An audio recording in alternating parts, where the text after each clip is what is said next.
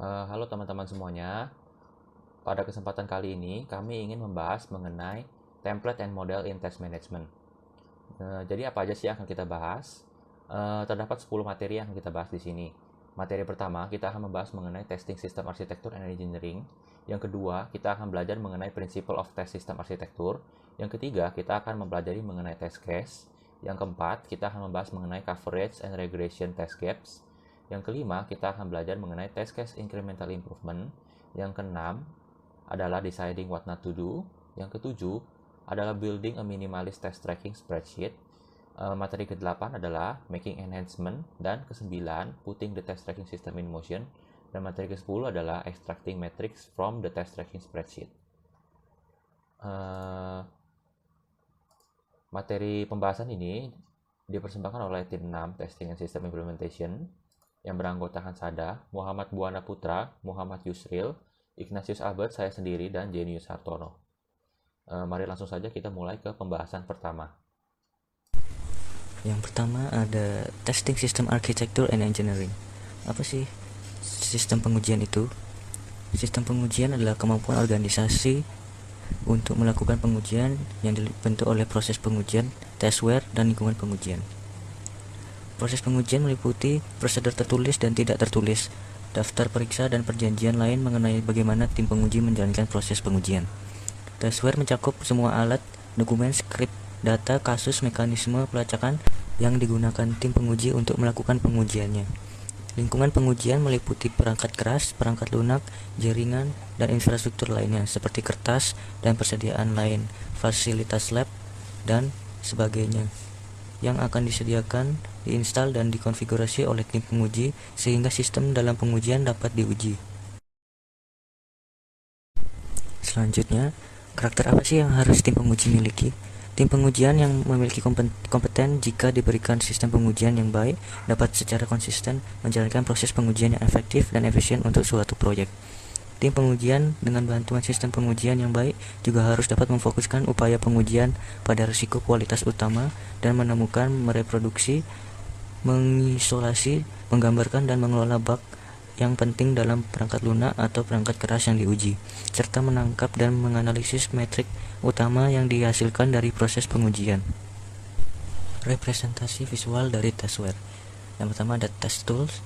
Testware sering melibatkan satu atau lebih alat penguji, misalnya sistem operasi, bahasa scripting, sistem otomasi pengujian GUI, uji coba API, oscilloscope, atau ruang thermal. Yang kedua ada result logs. Dengan menggunakan test tools, maka akan dihasilkan result log yang dibuat secara otomatis oleh test tool atau dicatat secara manual oleh tester. Yang ketiga ada test case library. Karena tim penguji menggunakan alat untuk menjalankan kasus uji, alat ini mendukung test case library. Hubungan antara dua elemen adalah many to many, yaitu setiap alat dapat muncul dalam beberapa kasus uji, dan setiap satu kasus uji dapat melibatkan penggunaan beberapa alat. Yang keempat ada reporting tools. Test case library dan result log akan dimasukkan ke dalam reporting tools dengan tingkat otomatisasi yang lebih tinggi atau lebih rendah. Yang kelima ada test suite. Teknisi pengujian kemudian mengumpulkan test suite dari test case library. Hubungan antara kasus dan suite juga many to many. Report. Berdasarkan test suite yang sudah dibuat dan bantuan reporting tools, maka akan dihasilkan laporan pengujian. Yang ketujuh ada test architecture. Dokumen yang mendefinisikan prinsip-prinsip desain, struktur, dan alat-alat yang digunakan pada testware dan lingkungan pengujian, serta berkaitan antara potongan-potongan komponen yang membentuknya. Tes arsitektur bersifat independen terhadap proyek, tetapi dapat mencerminkan sistem yang sedang diuji. Lalu yang kedelapan ada test plan, merupakan komponen yang akan mengimplementasikan sistem pengujian pada proyek. Yang kesembilan ada test mission, merupakan dokumen yang mendefinisikan tujuan akhir dari pengujian. Contohnya, apakah tujuan akhir pengujian akan mencakup penemuan cacat, membangun kepercayaan diri, mengurangi risiko. Sebagai tambahan terhadap tujuan akhir ini, indikator proses kunci atau metrik juga akan didefinisikan untuk menentukan apakah tim penguji memenuhi targetnya. Lalu yang ke-10 ada test strategi. merupakan dokumen yang akan menjelaskan secara independen dari proyek mengenai bagaimana tujuan akhir dapat dicapai. Selanjutnya ada Principle of Test System Architecture. Ketika kita ingin menentukan kualitas dari sebuah software, kita itu bisa menggunakan karakteristik berdasarkan ANSI atau ISO 9126, yaitu fungsionalitas, keandalan, kegunaan, efisiensi, maintainabilitas, dan juga portabilitas. Nah, di dalam arsitektur sistem pengujian itu terdapat beberapa prinsip. Yang pertama, penguji itu harus mengatur lingkungan pengujian, memulai pengujian, menginterpretasikan hasil, mereproduksi anomali, mengisolasi bug, dan juga mengembalikan lingkungan pengujian ke kondisi yang semula.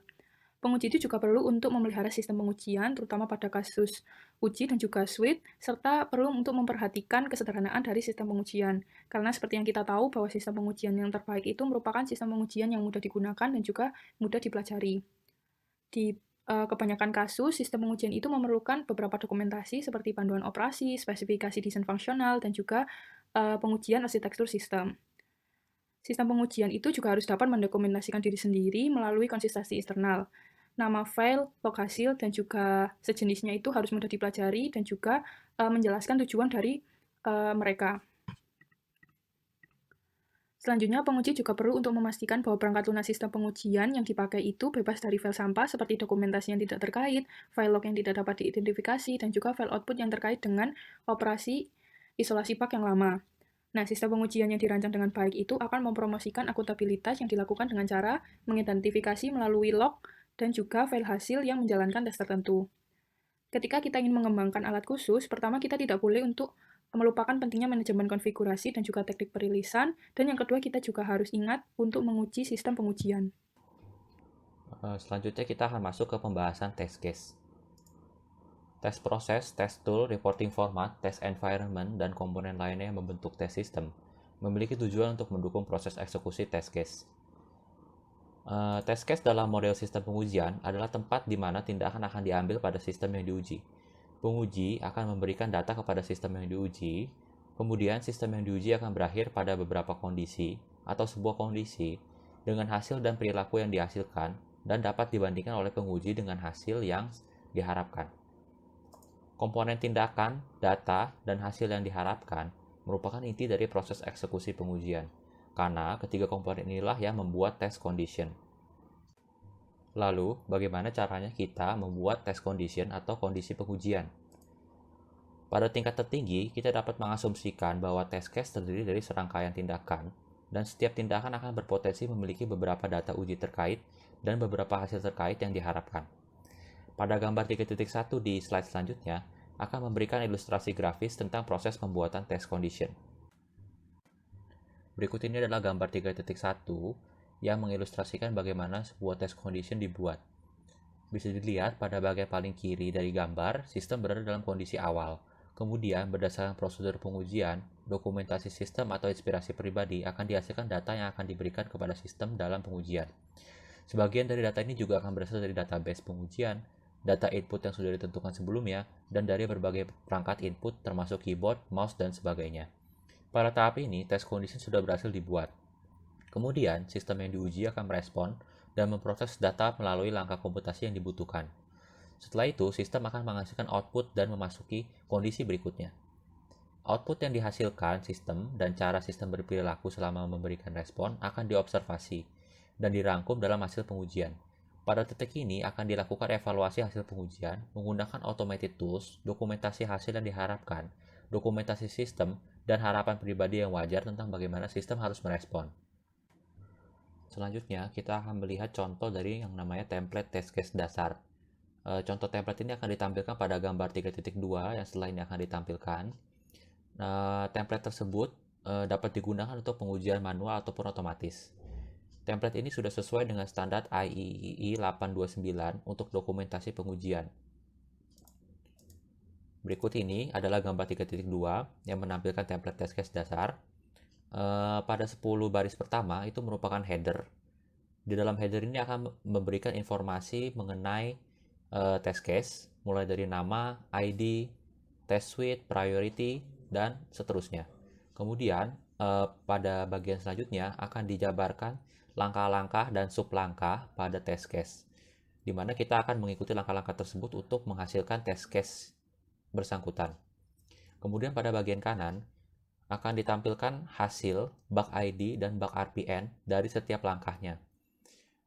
Selanjutnya, di bagian terakhir, akan ditampilkan kesimpulan atau rangkuman dari test case tersebut, informasi test case tersebut, mulai dari status, sistem configuration ID, nama tester, dan lain-lain.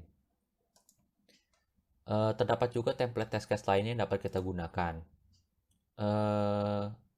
Khususnya untuk sistem berorientasi screen dan field, itu memiliki template test case tersendiri yang dapat kita gunakan. Kita dapat lihat pada gambar 3.3 selanjutnya. Dalam kasus sistem berorientasi layar dan field, kita dapat menggunakan template seperti di samping ini.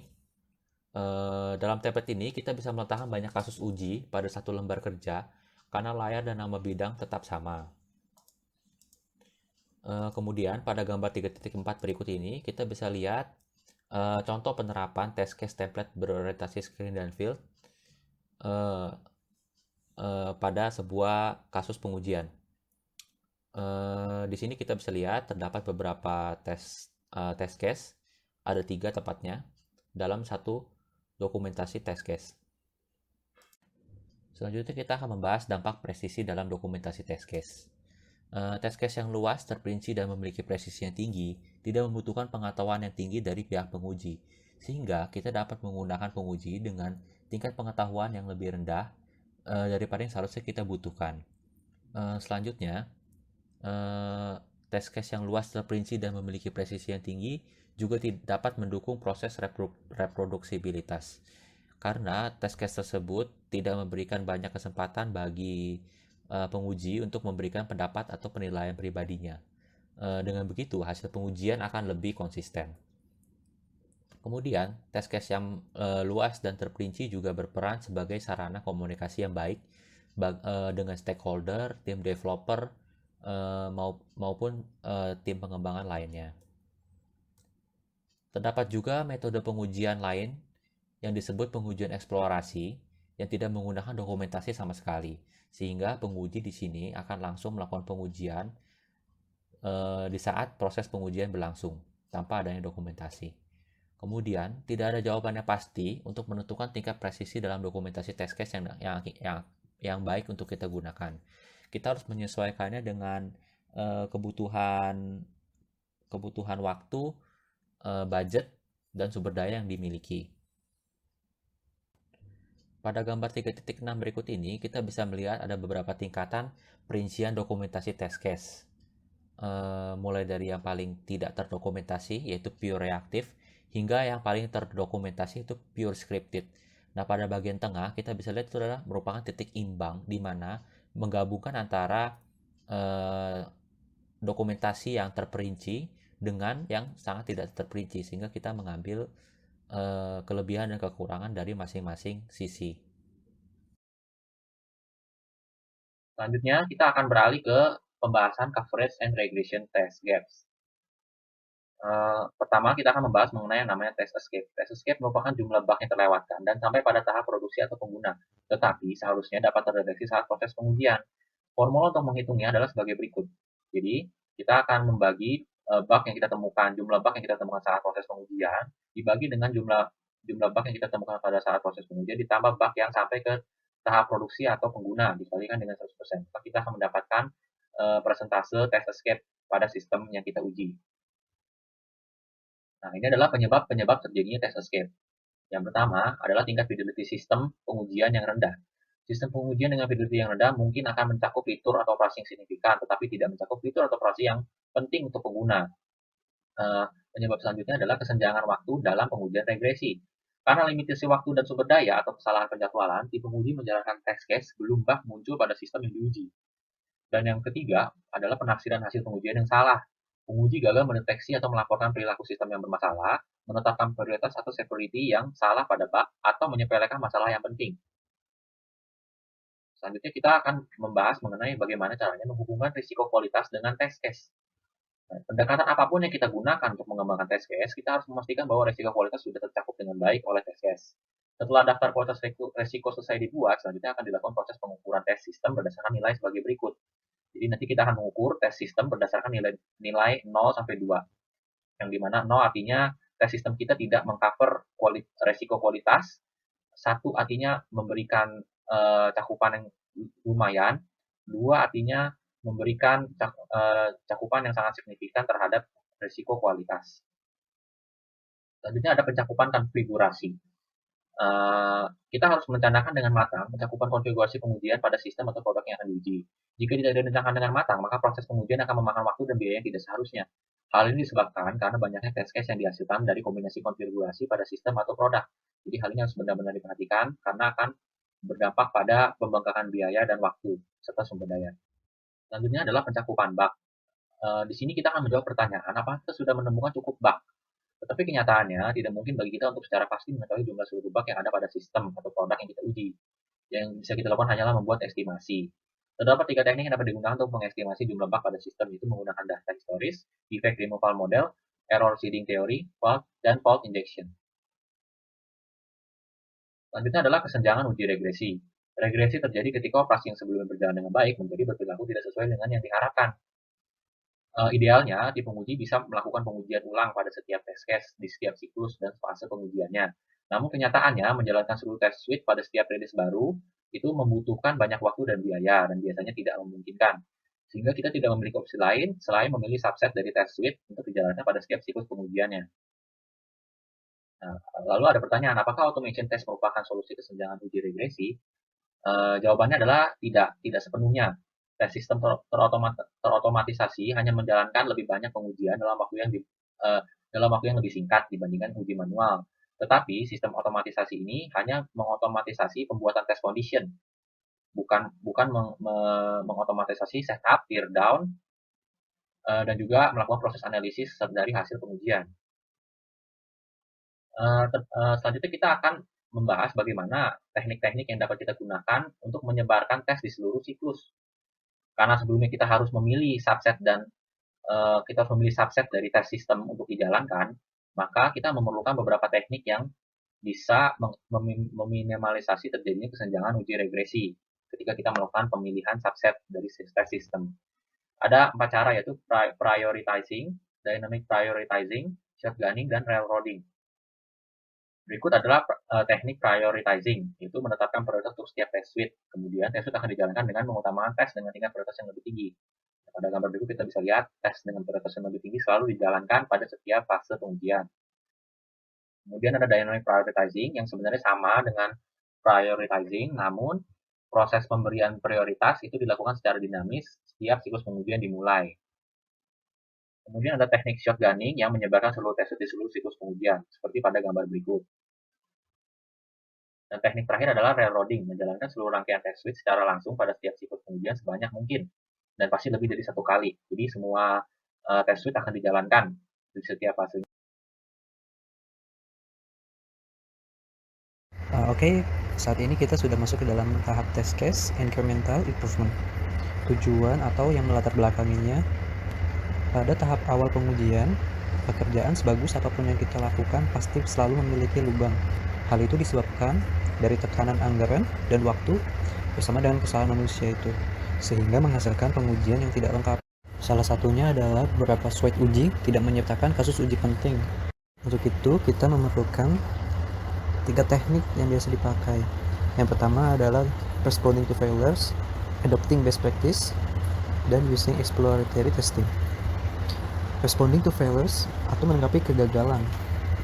Bisa dibilang pada tahap ini kita belajar dari kesalahan kompetitor atau orang lain. Agar dapat belajar dari kesalahan mereka, tentunya kita harus sering-sering membaca ya. Nah, salah satunya adalah membaca jurnal perdagangan, belum mengikuti newsgroup internet dan situs web terkait, dan berjejaring dengan rekan-rekan Anda dalam profesi tes dan nice business komputer yang akan memungkinkan Anda belajar dari kesalahan mereka.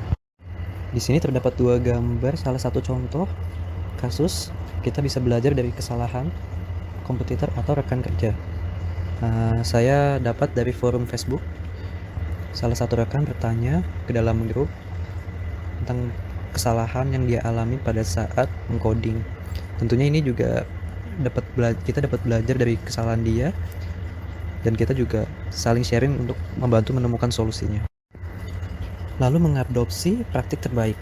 Ini adalah kebalikannya dari responding to failures, di mana kita harus belajar dari keberhasilan orang lain atau kompetitor kita, seperti mengevaluasi produk pesaing dengan membandingkan pengujian yang dilakukan orang lain dengan apa yang kita uji, lalu melakukan sesi latihan, mengikuti acara seminar dan konferensi, memberikan peluang untuk mengembangkan skill dan sistem pengujian kita. Pada tahap ini sih sering-sering aja ikut seminar atau workshop-workshop. Selanjutnya menggunakan pengujian eksplorasi. Kita dapat meningkatkan test case secara bertahap dengan menggunakan pengujian eksplorasi. Untuk melakukannya, kita perlu menerapkan beberapa hal berikut, yaitu meyakinkan tim penguji untuk melakukan pengujian eksplorasi pada sistem dan mendokumentasikan seluruh ide-ide dan temuannya sepanjang proses eksplorasi. Lalu menangkap data cacat dalam basis data pelacakan bug, sehingga masalah yang ditemukan selama pengujian eksplorasi berubah menjadi test case yang terdokumentasi. Deciding what not to do. Latar belakang. Dalam melakukan sebuah pekerjaan, tentu kita perlu mencegah sebuah kesalahan.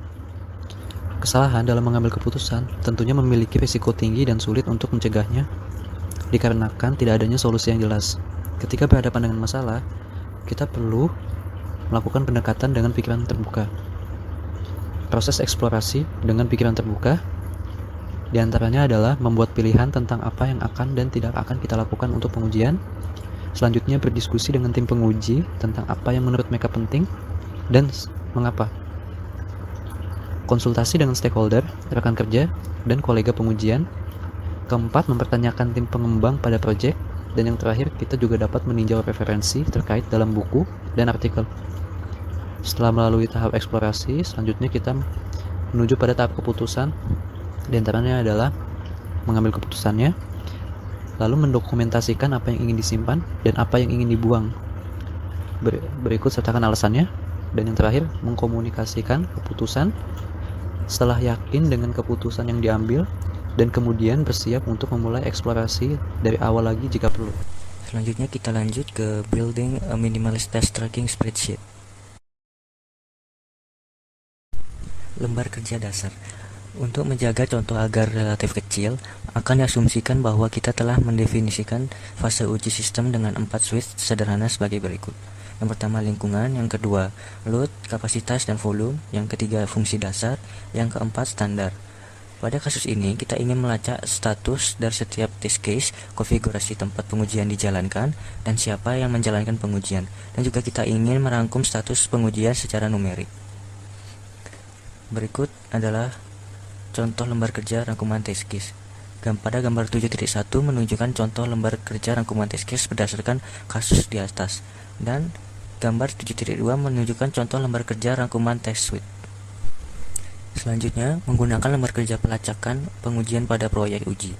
Pada gambar 7.3, tim penguji bermaksud untuk menjalankan setiap tes 3 kali selama fase uji, dengan setengah tes berjalan di masing-masing dari 6 siklus terhadap 6 rilis tes. Berdasarkan kasus sebelumnya, cara terbaik untuk membuat lembar kerja pelacakan pengujian yang sesuai adalah dengan membuat satu pasang lembar kerja, yaitu rangkuman test case dan rangkuman test suite pada setiap pas. Dengan begitu, setiap rangkuman test case akan menampilkan seluruh test case yang siap untuk dijalankan pada pas tersebut.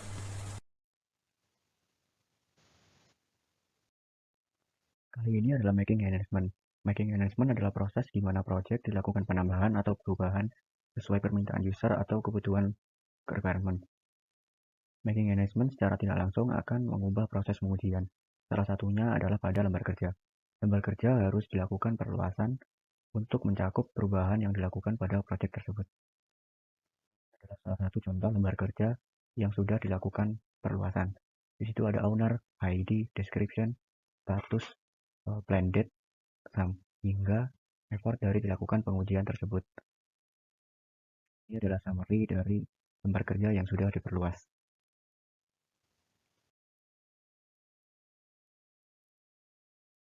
Dari kelompok kami ada beberapa tips untuk melakukan perluasan lembar kerja. Yang pertama adalah menentukan identitas dan tester. Identitas yang dimaksud adalah memberikan kode unik pada setiap kasusnya. Seperti contoh ID 1, ID 2, ataupun ID 3. Setiap ID ini nantinya akan memiliki deskripsi untuk memperjelas kasus apa yang sedang terjadi pada proyek tersebut. Lalu, setiap proyek ada kemungkinan memiliki banyak tester yang melakukan testing secara bersamaan untuk beberapa case pengujian. Karena memiliki banyak tester ini, akan lebih mudah dalam melakukan pencarian kasus dengan menambahkan informasi siapa yang melakukan pengujian tersebut.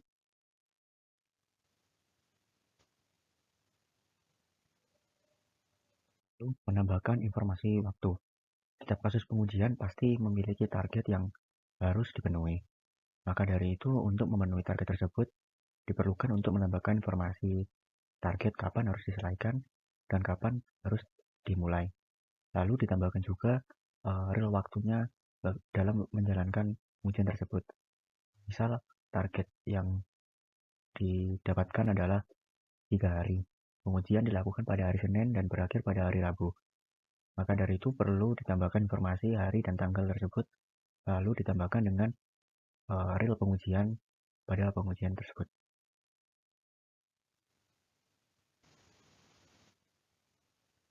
Lalu ada meningkatkan presisi keadaan uji kasus. Memberikan status keadaan adalah untuk menggambarkan bagaimana kondisi dari pengujian tersebut. Contohnya adalah queue, in progress, block, skip, pass, fail, run, and close. Queue adalah pengujian yang siap dijalankan dan menunggu antrian untuk dilakukan pengujian. In progress adalah tanda bahwa pengujian sedang berjalan. Lalu block, pada proses pengujian itu ada hal yang membuat tester itu berhenti dalam melakukan pengujian. Biasanya karena bugs yang menyebabkan stopper dalam pengujian tersebut. Lalu skip adalah tanda jika pengujian tersebut dilewati atau bisa dilakukan nanti. Biasanya skip ini dilakukan jika case tersebut bukan prioritas dari tester tersebut. Lalu ada pass, yang artinya adalah pengujian tersebut sudah selesai dan hasilnya sudah sesuai yang diharapkan. Lalu ada fail. Dalam skenario penguji mengamati hasil yang tidak terduga dan mempertanyakan kualitas sistem sehubungan dengan tujuan pengujian. Lalu ada one adalah biasanya adalah bugs yang bersifat sepele dan tidak menyebabkan stopper, namun tetap harus diperbaiki. Lalu adalah close. Di sini adalah close adalah tanda jika case pengujian tersebut sudah selesai diperbaiki, lalu dites kembali dan hasilnya sudah sesuai dengan apa yang diharapkan. Ada menganalisis data. Data yang sudah diringkas dan dikelompokkan berdasarkan status pengujian dan bobot kegagalan akan membuat kita dalam menganalisis data menjadi lebih mudah. Kita juga dapat melihat tanggal ataupun durasi yang direncanakan melawan aktual realnya dalam melakukan pengujian dan pemilik yang ditugaskan versus tester dan sebagainya. Adalah putting the test tracking system in motion. Lalu pada tahapan ini ada 3 skenario yang menggambarkan bagaimana pengujian itu terjadi. 2 skenario pertama mewakili proyek pengujian dalam sejumlah masalah. Satu dengan masalah kecil, lalu dengan masalah besar yang bisa dibilang kesulitan serius. Lalu yang terakhir adalah proyek yang berhasil. Yang pertama adalah ringkasan dari masalah kecil. Di sini terlihat bahwa pengujian standar memakan waktu yang lebih lama dari targetnya. Lalu berdasarkan jam kerja dari per tester, seperti ada salah perhitungan terhadap target yang diberikan. Lalu yang ketiga, kemasan diberi facelift di menit akhir yang berakibat penundaan bagian pengujian.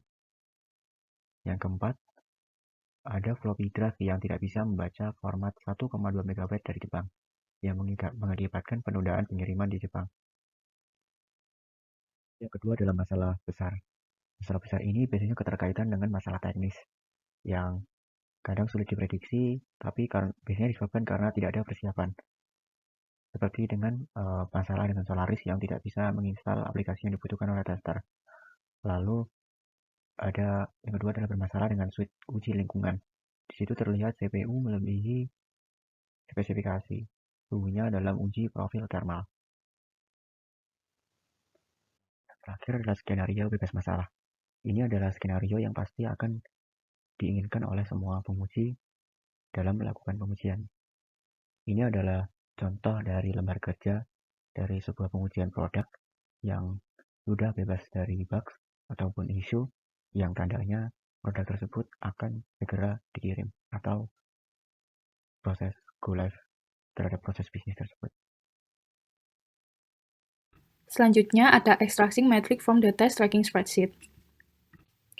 Karena lembar kerja ringkasan kasus uji itu terlalu banyak data, sehingga kita itu perlu mengekstraksi sekumpulan metrik dengan salah satu caranya itu menggunakan ringkasan test suite. Nah, tapi masalah dari ringkasan test suite itu sendiri, ringkasan ini itu tidak memberikan pengetahuan banyak tentang bagaimana hal-hal yang telah terjadi dan juga ke arah mana sebuah tren.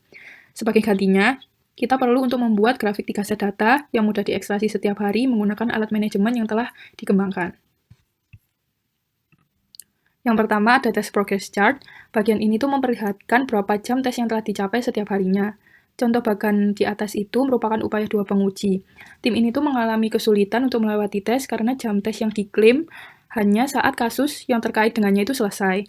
Nah, bisa dilihat juga bahwa beberapa hari kerja dalam jadwal pengujian itu tidak ada pengujian sama sekali, dan pengujian itu malah terjadi selama akhir pekan, yang merupakan pertanda bahwa proyek ini tuh tidak terkendali karena sudah memakan waktu pribadi orang.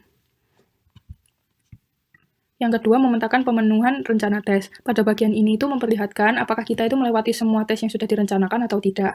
Pada gambar di atas, itu menunjukkan bahwa tim uji memiliki 31 tes yang direncanakan per lulus dan tersebar dalam 10 hari sebagai 4 tes pada hari pertama dan 3 tes setiap hari setelahnya.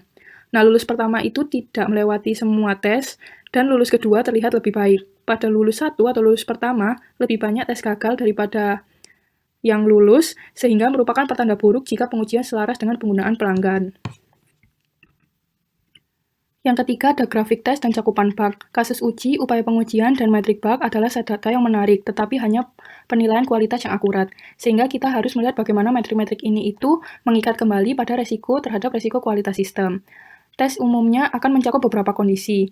Untuk bagian di atas, kita dapat melihat bahwa fungsionalitas hanya dilakukan sebagian, tetapi sangatlah bermasalah. Yang keempat yaitu membangun balance scorecard atau dashboard. Kita dapat membuat balance scorecard ini dengan spreadsheet ataupun database. Kita dapat memposting grafik ini ke internet perusahaan melalui beberapa jadwal yang real-time. Jika demikian, kita harus memiliki cara untuk memasukkan bug dan menguji data ke dalam repositori yang sesuai secara berkala dan selaras satu sama lain agar grafiknya itu sesuai.